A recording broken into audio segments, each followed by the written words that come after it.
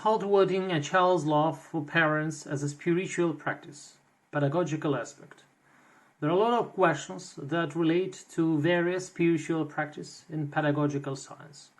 Cultivating a child's love for parents is one of these practices. Cicero was right when he said that love for parents is the basis of all virtues. A child who is able to love their parents, which means to support them at any moment, to find a warm, a sincere word for them, to thank for what they have done for it, cannot be angry or cruel. There are many answers to the question, how to love a child in pedagogy. However, these answers cannot be mechanically transferred to the question, how to love parents. The difference is that each spiritual practice on the part of a child is unique. So a child is an object of parental love, expresses their love without reliance on solid knowledge about the expression of care. It moves along an initiative trajectory based on interest, naivety, imagination, openness, and a sense of pleasure. Raising a child means laying the foundations of a spiritual character in it and bringing it to ability to love their parents and other people. Parents who accepted and creatively solved these tasks fulfilled their spiritual vocation, justified their mutual love, strengthened and enriched the life of people on earth. Only the spiritual flame of a healthy family heart can give the human heart of coal of spirituality, which will both warm and shine for it throughout their future life. So the family has a vocation to give the child the most important and essential in life, the ability to love. Blessed Augustine once said that the human soul is a Christian by nature. These words are especially true when applied to family.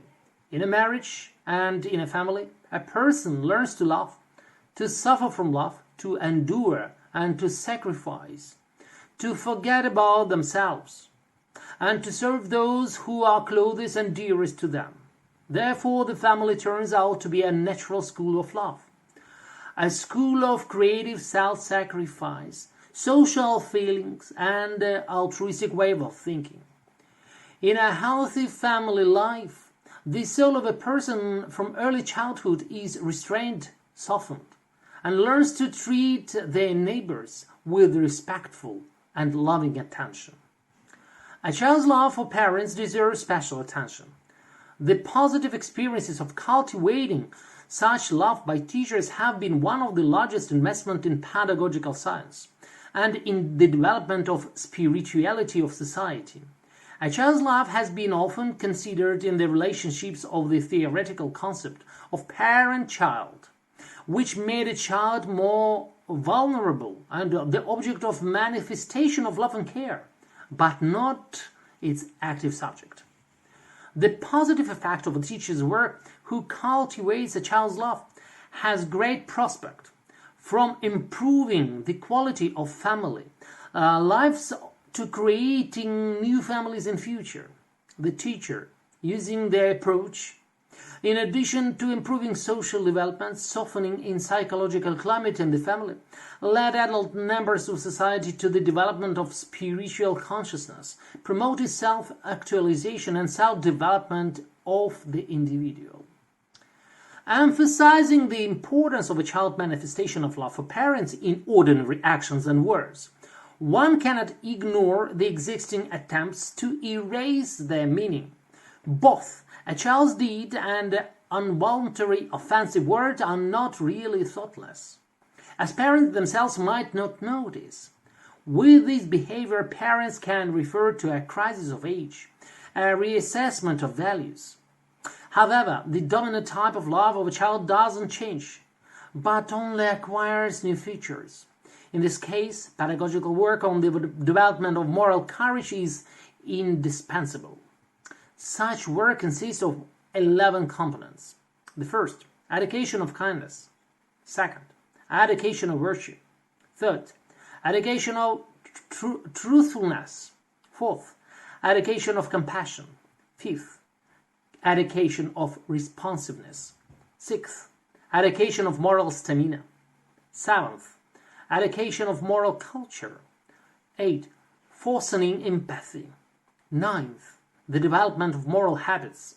10th, the education of politeness and friendship. 11th, education of a sense of human duty.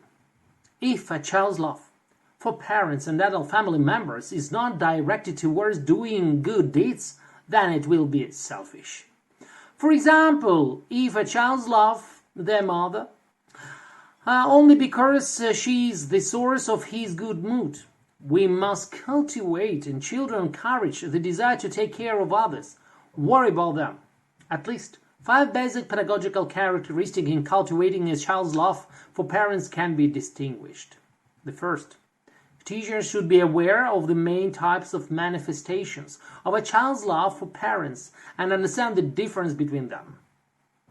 Second, teachers should inform children that the spiritual type of love is laid down from the first day of birth, and all the subsequent types of love can be manifested depending on the relationship within the family. Third, teachers need to disclose to children that they have many markers of manifestations of love that are manifested in their actions. These markers are only an external manifestations and, as a rule, are desirable but not absolute, since each child has its own character and environment that affects it. The fourth, teachers need to prove to children the importance of working to foster moral courage, and in this case both teachers and parents themselves serve the ideal and for the expressing this type of courage. Fifth, teachers should strive to reveal to the pupils the meaning of manifesting their love to their parents, regardless of the environment that they live in it. The expression of a child's love for parents is one of the given properties for a person. These beliefs cannot be developed. This should be a great importance for pedagogy as an applied philosophy and for everyday practice in schools. Freedom of the expression is the spirit. Mercy on the part of a child is largely determined by the parents themselves, by their behavior. To a large extent, the manifestations of pedagogical love is important, which finds the expressions in direct communication with both children and their parents. Thus, the initial question of a child's love is our time becomes a question of their future fate and an acute social problem that worries many people. The solution to this issue is a measure of the teacher's influence on the child's self-understanding, management of their feelings, acceptance of values, which help build up the spirituality of the whole society. Thanks for your attention.